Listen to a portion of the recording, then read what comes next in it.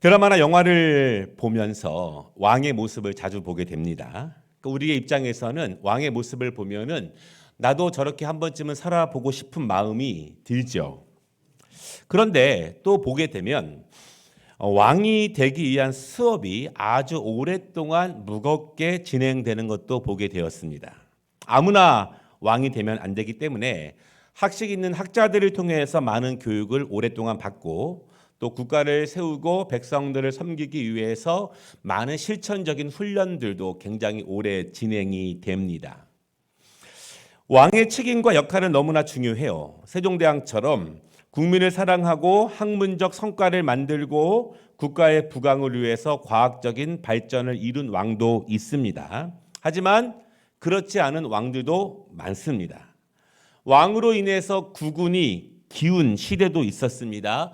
미래를 준비하지 않아서 외침을 전혀 막아내지 못한 왕들도 있었습니다. 어떤 왕들은 개인적인 감정과 원한들 때문에 백성들을 피폐하게 만드는 그런 왕들도 사실은 많이 있었습니다.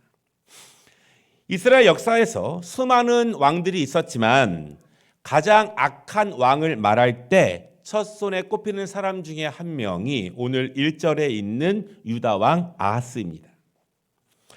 물론 다윗의 자손이 아니라 신하들이 세운 북쪽 이스라엘, 그 북쪽 이스라엘은 계속 왕족이 바뀌었고요.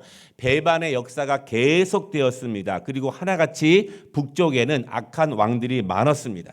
그러니까 우리가 알고 있는 대부분의 악한 왕들, 즉 여로보암의 길을 따른 왕들은 북쪽 왕들이었어요.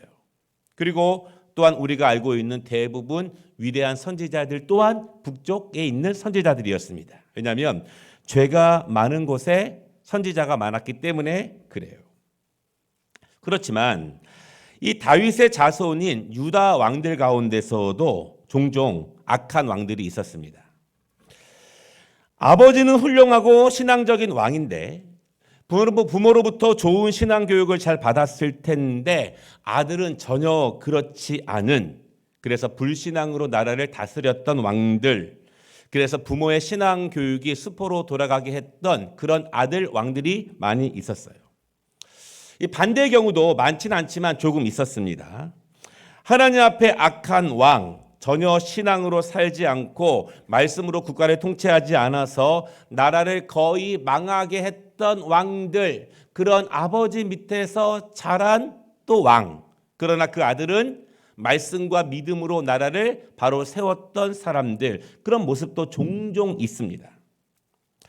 오늘 이 아하스는요, 나라를 거의 무너지기 직전까지 인도했고 무너지기 직전에서 이 나라를 이어받은 사람이 바로 오늘 본문의 히스기야 왕입니다. 오늘 말씀을 통해서 어떻게 무너진 상황을 다시 일으킬 수 있을까? 어떻게 해야 하나님이 도와주시는가? 누가 도와주셔야 다시 세울 수 있는가? 무엇을 통해서 무너진 기초를 다시 세울 수 있는가에 대해서 말씀을 함께 나누도록 하겠습니다. 그리고 이 말씀을 통해서 무너졌던 것들이 있다면 다시 세워지고 상한 것들이 치유되고 그리고 하나님의 길로 우리가 결심하고 각오하는, 그리고 주님이 나에게 주시는 말씀을 오늘 온전히 받을 수 있는 그런 시간 되시기를 주님의 이름으로 축복합니다. 첫 번째 말씀은요, 무너진 것을 다시 세우기 위한 ABC. 히스기야의 아버지 아하스는 최악의 왕이었습니다. 그가 한 일을 보면 자녀를 불살라서 제물로 바치게 하는 가장 잔인한 신인 몰록 신을 숭배했습니다. 하나님의 성전을 폐쇄했고요, 강한 대국 아수르의 신상을 성전 안에 모셔왔습니다. 그리고 하나님의 성전과 왕궁에 있는 금은들을 다 모아서 아수르에게 바치게 됩니다. 이스라엘 국가의 안위를 가장 강한 강대국에게 의존하기 위해서 날마다 조공을 바치고 그들의 신을 섬긴 거예요.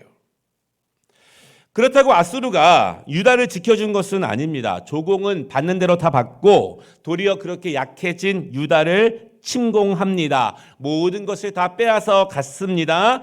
그리고 나라를 거의 다 망할 직전까지 이르게 하고 오늘 아하스 왕은 죽게 되었습니다. 결론은 간단해요. 하나님께서 그 나라를 기뻐하지 않으셨습니다. 그 왕을 하나님께서 기뻐하지 않으셨고 그 왕을 따라서 우상을 섬기는 그 백성들을 하나님께서 기뻐하지 않으셨습니다.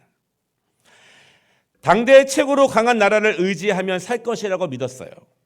강한 신을 의지하고 따라가고 섬기면 보호받을 수 있을 것이라고 믿었습니다. 그러나 그러한 결정들이 얼마나 무지한 결정이었는지를 깨닫는 데에는 오랜 시간이 걸리지 않았습니다. 하나님의 백성은 하나님이 보호하시지 않으면 누구도 보호하지 않는다는 사실을 하나님은 분명하게 그들에게 알려주셨어요. 그때 왕이 된 히스기야, 그의 나이 25세입니다. 얼마나 그 책임이 무거웠을까요? 얼마나 그 자리를 회피하고 싶었을까요? 마치 예수님께서 그 고난의 잔을 피할 수만 있으면 피하고 싶었던 것처럼 그 왕이라고 하는 자리, 완벽하게 무너져 버린 그 자리를 기쁘게 받을 수 있는 사람은 누구도 없었을 거예요. 더군다나 아버지의 실정, 아버지의 불신앙, 국가를 나락으로 이끌어간 아버지의 모습을 그대로 다 본 히스기야의 입장에서는 그에게 맡겨진 왕이라고 하는 직분, 너무나 무겁고 힘든 사명입니다. 그러나 여러분, 사명은 그렇게도 찾아옵니다. 사명은 좋고 편한 것으로만 다가오지 않습니다. 사명은 내가 받아들일 수 있는 정도로만 나에게 다가오는 것이 아니라는 거예요. 누군가에게는 이러한 상황과 이러한 모습이 상황으로 다가오게 됩니다. 강건한 나라를 이어받아서 더욱 강건하게 만들어가는 것도 굉장히 힘든 일이에요. 그러나 망해가는 나라를 이어받아서 다시 세우는 것은 더 어려운 일입니다. 왜냐하면 국가를 근본적으로 개조하는 일이기 때문에 너무너무 힘든 일이에요. 히스기야는 어떻게 해야 하는가? 내가 히스기야라면 무엇을 먼저 해야 할까? 무너진 것, 가망이 없는 것, 완전히 쓰러진 것, 나라면 어떻게 감당할 수 있을까? 어떻게 세워갈 수 있을까요? 젊은 25세의 히스기야는 어디서 답을 찾아야 하는가? 여러분이라면 젊은 25세의 히스기야에게 어떤 권면을 해줄 수 있겠습니까? 그에게 어떤 지혜를 나눠줄 수 있었겠습니까? 오늘 제가 A, B, C 이렇게 말씀을 드렸기 때문에 세 가지로 함께 말씀을 나누도록 하겠습니다. A는요, 말씀으로 돌아가라. 그리고 하나님 앞에 정직히 행하라. 하나님 앞에 정직하시기를 바랍니다. 3절을 보시면은요, 히스기야의 그런 출발은 여호와 보시기에 정직히 행하는 거예요. 아무것도 없지만 완전히 무너져 버렸지만 그럼에도 불구하고 그 상태로부터 여호와 앞에 정직히 행하는 것입니다. 그런데 여러분 생각해 보겠습니다. 국가를 다시 세우는 것과 경제를 다시 세우는 것과 여호와 앞에 정직히 서는 것이 과연 연결되는 것인가? 굉장히 많은 사람들, 특히 그리스도인들도 어떤 사회적인 일과 신앙을 구분해서 생각하는 분들이 굉장히 많이 있어요. 신앙은 신앙, 사업은 사업. 예배는 예배, 직장 생활은 직장 생활.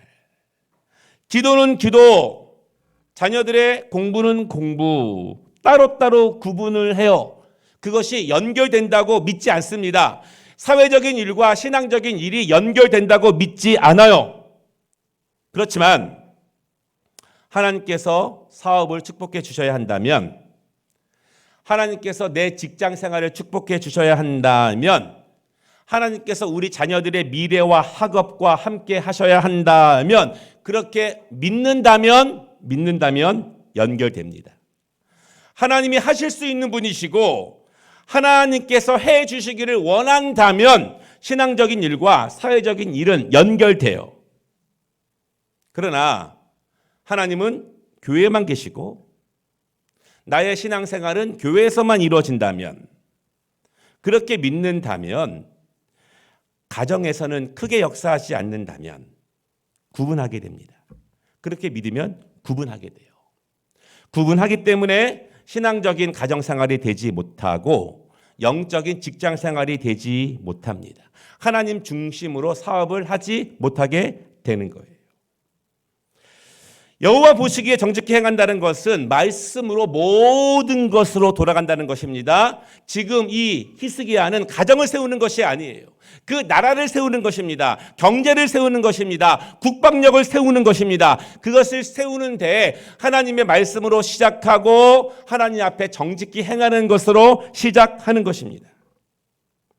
우리 직장생활 하시는 분들, 사업을 하시는 분들은 더욱 하나님의 말씀을 읽는 것과 말씀을 사랑하는 데 힘쓰시기를 바랍니다. 하나님의 말씀과 여러분의 직장과 사업을 연결시키시기를 바랍니다. 연결된다고 믿으면 하나님께서 그 가운데 함께 하실 줄을 믿습니다. 히스기야는 분명한 믿음을 가졌어요.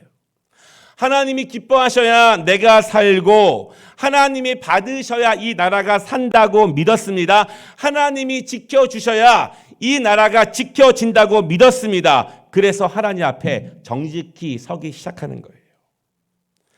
하나님 앞에 정직히 서시기를 주님의 이름으로 축복합니다. B입니다. 다윗의 길을 다시 바라보는 거예요.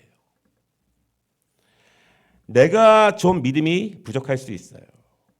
내가 좀 확신이 부족할 수 있습니다.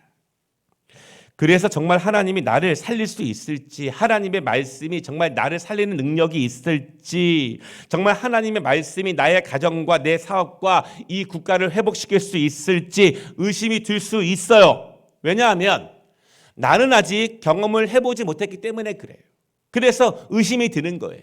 내가 붙잡은 말씀이 이루어지는 사업으로 자녀에게 이 나라로 이루어지는 경험이 없기 때문에 우리는 의심이 들 수밖에 없어요.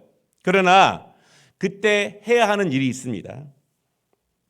그때 하나님 중심으로 살았던 사람들의 모습을 자세히 살펴보는 거예요. 그들이 어떻게 다시 무너진 국가를 다시 세웠는지 자세히 살펴보는 것입니다. 그들이 어떻게 실패를 극복해 나아갔는지를 살펴보는 것입니다. 그때 그들이 그렇게 할 때 하나님이 어떻게 그들을 인도하셨는지, 하나님이 어떻게 그들을 축복하셨는지, 다시 회복시켜 주셨는지를 자세히 살펴보는 거예요.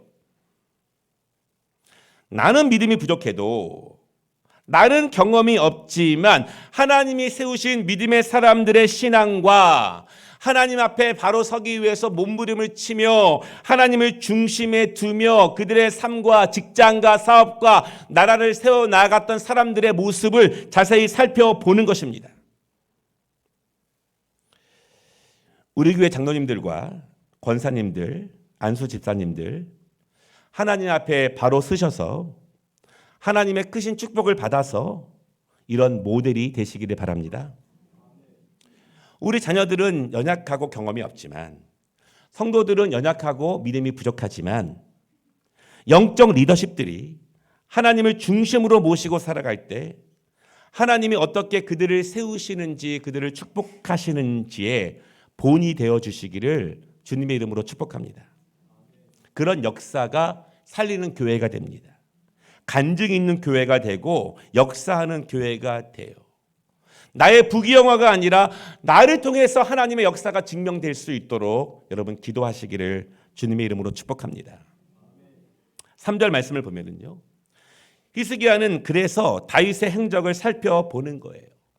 그는 방법을 모르지만, 그는 길을 모르지만 이스라엘을 세웠던 다윗, 그 다윗이 어떻게 하나님 앞에 섰는지, 그가 어떻게 기도했는지, 그가 왕이지만 자신을 내세우는 것이 아니라 어떻게 하나님을 중심에 모시고 그 국가를 세워갔는지 자세히 살펴봅니다. 그리고 하나님께서 그런 다윗을 통해서 어떻게 축복하셨는지, 그를 통해서 그 나라를 어떻게 만드셨는지를 자세히 살펴보는 거예요. 말씀을 탐구하고 연구하는 것입니다. 그러면 방법을 찾을 수 있어요. 무엇을 먼저 시작해야 되는지 알 수 있습니다. 그러면 성공하는 방법, 나라를 살리는 방법, 다시 회복하는 방법을 알 수 있어요. 믿음의 사람들에게 방법이 없다는 것은 말이 안 돼요. 하나님은 수없이 많은 믿음의 사람들을 통해서 우리에게 그 길과 그 방향을 알려주셨습니다. 그래서 오늘 히스기야는 다윗이 걸어갔던 길을 탐구하는 거예요. 우리가 말씀을 깊이 사랑하고 말씀을 깊이 읽고 연구해야 될 이유입니다. 그리고 히스기야는 믿습니다. 다윗과 함께 하셨던 하나님께서 지금도 함께 하신다는 것을 믿는 거예요. 그 하나님께서, 히스기야와 함께 하신 하나님께서 지금 우리와 함께 하실 것을 분명히 믿으시기 바랍니다. C예요. 길을 찾았으면 믿음으로 실행하는 것이다. 믿는 만큼 행동합니다. 알았다고 모두 행하는 것은 아니에요. 깨달았다고 모두 실천하는 것은 아닙니다. 배웠다고 모두 그대로 할 수 있는 것은 아니에요. 아는 것, 깨닫는 것, 배운 것은 사실 10 이하입니다. 그리고 행하는 것, 실천하는 것, 깨닫고 안 것을 행하는 것, 그것이 90% 이상이에요. 아니, 그 이상이 될 수 있어요. 방법을 알고 실천하고 깨닫고 은혜 받는 것도 중요하지만 그것이 우리의 성공을 보장하는 것은 아닙니다. 내가 알았지만, 깨달았지만, 회개했지만, 결심했지만 이루지 못하는 이유는 내 안에서만, 내 내부에서만 역사하는 것이 얼마나 미약한지 아무것도 아니라는 것을 우리가 더 절실히 잘 모르기 때문에 그래요. 그러나 행하는 것이 믿음입니다. 행하는 것이 능력이에요. 그것이 영성입니다. 정말 간절하면, 정말 하나님을 중심에 모시면, 정말 하나님만이 길이시라면, 진리시라면, 생명이라면, 그 외에는 다른 방법이 없다면 행할 수 있어요. 행하게 하는 것은 성령님이 하시는 일입니다. 사탄은요, 우리가 머리로만 감동받게 만듭니다. 사탄은 우리가 마음으로만 감동받고 결심하지만 거기서 멎도록 만들어요. 그러나 성령님은 우리가 행할 수 있도록 성령님은 우리에게 요구하시고 재촉하시고 그렇게 인도하신다는 것을 믿으시기를 바랍니다. 히스기야는 이제 행동합니다. 25세의 젊은 왕이 무너진 나라를 다시 세워야 합니다. 그것이 그에게 주어진 사명이에요. 강건한 나라를 이어받았다면 좋았겠지만 그에게 주어진 사명, 하나님이 그 시대에 그에게 주어진 것은 무너진 것을 다시 회복하라고 하는 사명을 그에게 주셨습니다. 그는 말씀으로 돌아가서 배웠습니다. 다윗의 길을 따라갔습니다. 알았습니다. 이제 그러면 실천해야 되는 거예요. 그가 실천한 일, 첫째, 그가 가장 먼저 한 일은 모든 산당을 제거하는 것입니다. 4절에 있는 말씀이에요. 제거해야 채울 수 있습니다. 제거에 머뭇거리지 마시기를 바랍니다. 성령님이 제거해야 된다고 말씀하신다면, 우리 인생 전체를 바라본다면, 나에게 앞으로 남아있는 인생을 생각해 본다면 빨리 제거하는 것이 은혜이고 빨리 제거하는 것이 축복입니다. 히스기야는 산당을 제거합니다. 우리는 이것을 별로 심각하게 받아들이지 않지만 사실 이스라엘 역사에서는 아주 중요한 순간입니다. 어느 왕도 하지 못한 일을 히스기야가 해냅니다. 솔로몬도 하지 못한 일을 히스기야가 해내요. 물론 엄청난 반발이 있었습니다. 그러나 반발이 있지만 그것이 잘못된 길이라고 확신이 있으면, 하나님이 말씀하시면 완전히 뒤엎는 것이 영적 역동성이고 믿음의 능력이에요. 산당은요, 성전이 없었을 때 이스라엘 백성들이 전국적으로 각 처에서 단을 쌓아서 하나님께 제사를 드리던 장소입니다. 신앙의 장소였어요. 아주 오래된 역사였습니다. 그러나 성전이 세워지고 나서 이스라엘은요, 예루살렘에서 제사장들의 인도를 따라서 바르게 제사를 드려야 합니다. 바른 말씀에 의한 바른 제사를 드려야 해요. 그것을 하나님이 받으십니다. 그러나 이스라엘 백성들은 습관처럼 조상들이 늘 하던 대로 가까이에 있는 산당에서 하나님께 제사를 드렸어요. 그러니까 이유는 전통이 그랬고 부모님이 그랬고 그것이 편리했고 그것이 문화가 되었기 때문에 그래요. 그런데 문제가 많이 발생합니다. 제사장의 지도를 받으면서 제사를 드리는 것이 아니라 자기 소견에 오른 대로 또한 그렇게 전통대로 드리다 보니 점점 제사가 변해져 가는 거예요. 편리해 갑니다. 지역마다 차이가 있어요. 여러분 중요한 것은 예배도 지도를 받으면서 드려야 돼요. 내 소견에 내 판단에 옳은 대로 드리는 것이 아니라 예배도 말씀의 바른 지도를 받으며 드려야 그 예배를 하나님이 받으십니다. 이스라엘 백성들은요, 그 산당에서 바알과 아세라를 섬길 때 거기서 우상을 겸하여 섬겼습니다. 고대 사람들의 그랬던 것처럼 그들에게 도움이 된다면 이신 저신 다 섬기는 거예요. 그렇게 수백 년 동안 누구도 금하지 아니하였고 제거하지 못한 토속신앙, 전통신앙, 하나님을 믿는 습관 가운데 잘못된 것들, 그 일을 히스기야가 제거하는 거예요. 오래된 전통도 잘못된 것이면 과감히 제거해야 합니다. 너무 힘들겠지만 이스라엘 전 역사를 바라보았을 때 빨리 제거하는 것이 은혜예요. 제거해야 사는 일이라면, 제거해야 하나님이 기뻐하신다면 제거하는 것이 은혜입니다. 히스기야가 한 두 번째 일은요, 모세가 만들었던 놋뱀을 제거했습니다. 무슨 말인가요? 이스라엘 백성들이 광야에서 자주 하나님 앞에 불평을 합니다. 불신앙으로 불평을 했어요. 하나님이 진노하셨고 그들을 징계하셨습니다. 하나님이 불뱀을 통해서 그들을 치셨습니다. 불뱀들이 이스라엘 사람들을 물기 시작하는 거예요. 그때서야 징계 이후에야 이스라엘 백성들이 회개하고 하나님께 구원을 요청합니다. 부르짖습니다. 그때 하나님께서 놋뱀을 만들어 높이 달라. 그리고 그 놋뱀을 믿음으로 바라보는 자들은 살 것이다. 그렇게 말씀하셨어요. 사실 바라보는 것 자체가 믿음이에요. 사막의 강한 뱀들에서 물려 죽게 되었지만 하나님은 그들을 살리시기 위해서 놋뱀을 높이 달아 그것을 바라보라. 그러면 살리라. 이렇게 말씀하셨습니다. 죽게 될 운명이지만 바라보면 산다는 것, 그 믿음을 갖는 것. 내가 죽어가는 것과 바라보는 것은 연결이 전혀 안 되지만 하나님의 말씀이니 그것을 연결시키는 것이 믿음인 거예요. 그것이 능력입니다. 그것이 놋뱀의 은혜예요. 그것이 기독교 신앙의 핵심입니다. 나는 죽을 운명이지만 예수 그리스도께서 나를 위해 십자가에 돌아가신 것을 바라보라, 믿으라. 그것이 우리의 신앙이에요. 그런 놋뱀이 여러 개예요. 그리고 이스라엘 백성들이 가나안 땅에 돌아와 정착할 때 그 놋뱀들을 모았습니다. 그리고 성전이 건축되자 성전에 단을 쌓고 잘 모셨어요. 그리고 그 성전에 찾아오는 사람들마다 그 놋뱀 앞에서 분향하면서 병 낫기를 기도했습니다. 솔로몬 이후 300년 동안 성전에서 행하던 일이에요. 히스기야는 그것을 제거합니다. 신앙의 유산이지만 그 자체에 어떤 능력이 있는 것은 아니에요. 하나님은 그때 광야의 조상들을 위해서 그것을 사용했지만 지금도 그 물건에 하나님께서 살리는 능력을 부여하신 것은 아닙니다.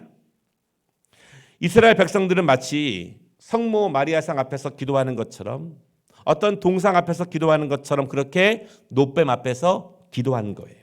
미신적인 신앙입니다. 능력은 사물에게 있는 것이 아니에요. 능력은 어떤 사람에게 있는 것이 아닙니다. 하나님께서 말씀을 통해서 그때 능력을 부여하셨을 때 그때 능력이 나타나는 거예요. 무너진 국가를 다시 세우기 위해서 젊은 히스기야는 이렇게 실행합니다. 많은 반발이 있어요. 엄청난 반대가 있습니다. 그러나 히스기야는요, 다윗의 길을 통해서 이스라엘을 다시 세우는 방법을 정확히 알았습니다. 그리고 정확하게 바르게 실행했어요. 우리도 그렇습니다. 다시 세워야 한다면, 하나님이 세워주셔야 한다면 하나님의 방법으로 세워야 합니다. 하나님께서 무엇을 원하시고 어떤 길을 기뻐하시는지를 정확하게 알아야 합니다. 믿음의 사람들의 길을 잘 살펴보시기를 바랍니다. 그리고 과감히 제거하고 과감히 돌아서고 과감히 회개하고 과감히 실행하시기를 바랍니다. 조금이 아니라 약간의 변화가 아니라 완전히. 깨닫는 것은 아무것도 아니에요. 감동받고 은혜 받는 것은 아무것도 아닙니다. 성령께서 우리를 실행할 수 있도록 내가 실행하고 그것을 이룰 수 있는 믿음의 종들이 되시기를 주님의 이름으로 축복합니다. 두 번째 말씀은요. 준비되면 하나님이 함께 하신다. 준비되면 함께 하신다. 거슬러 올라갈 때에는 당연히 많은 도전과 많은 반발이 있습니다. 여러분 가정에서 하나님 말씀으로 무엇을 세워가려고 해보십시오. 얼마나 많은 반발들이 있습니까? 자신들이 실패하고 있다는 것을 알아도 뭔가 이상하게 돌아간다는 것을 알아도 안다고 해서 그것을 바르게 바른 길로 바른 방향으로 거슬러 올라가는 것은 쉽지 않아요.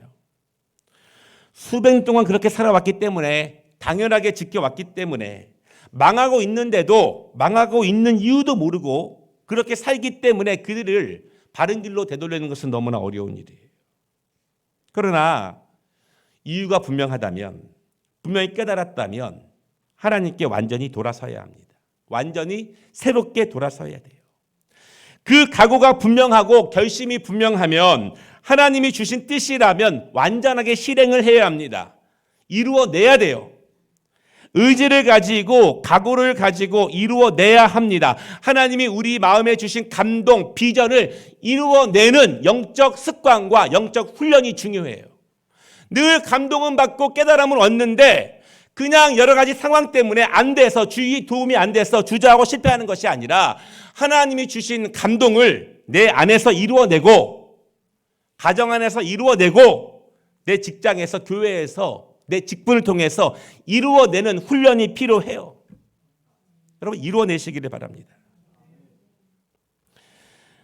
아무리 각오를 하고 아무리 결심을 해도 준비가 안 되면 하나님이 일하시지 않습니다. 아무리 기도를 많이 하고 실행할 아무리 열심히 내가 찬양을 해도 거듭날 각오가 없으면 하나님은 일하시지 않아요. 우리가 주가 일하시네 찬양을 아무리 부른다고 해서 하나님이 일하시는 것은 아니라는 거예요. 원하고 바라고 기도하지만 정작 실행하지 않는 사람들이 얼마나 많이 있습니까? 그러나 준비되면 하나님이 함께 하십니다. 준비를 마치면 하나님께서 역사하십니다. 나는 가만히 있는데, 나는 변하지도 않았는데, 나의 시간 관리가 변하지 않았고 나의 물질관이 변하지 않았고 나의 예배, 나의 기도는 그대로인데 내가 삶을 대하는 태도도 변하지 않았는데 나의 직장 생활과 사업의 중심이 변하지 않았는데 내가 원한다고 내가 간절하다고 내가 사모한다고 해서 하나님의 역사가 그 자리에 임하는 것은 아니에요. 무슨 일이 벌어지지 않습니다. 우리는 자주 내가 변하지 않은 상태에서 하나님의 도움이 없다고 불평할 때가 너무나 많이 있습니다.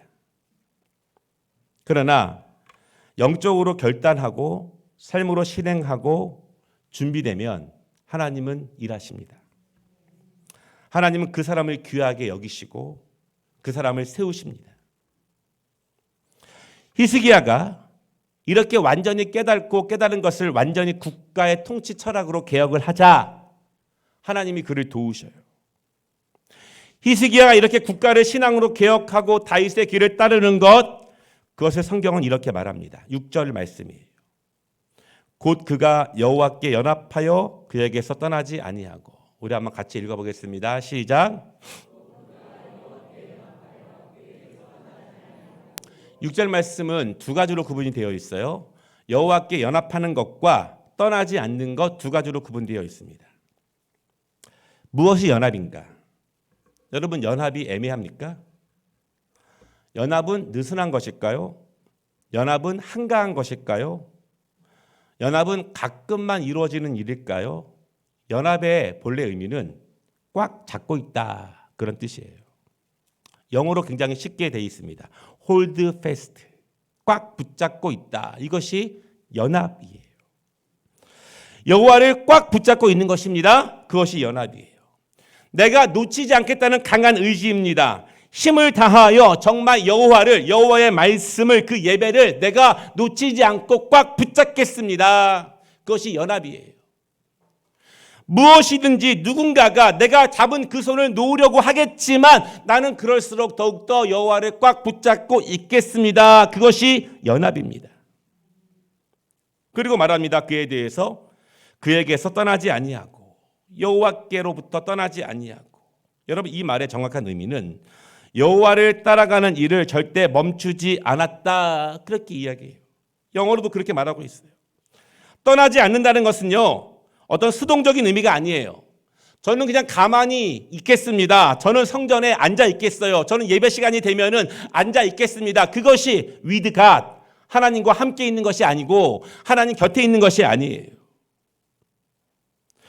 여호와를 떠나지 않는 것은 수동적인 의미가 아니라 아주 열심히 힘과 의지를 다해서, 노력을 다해서 주님의 말씀을 따라가고 그것을 행하는 일에 내가 몸부림을 치며 최선을 다하겠습니다. 그것이 따라가는 일이에요.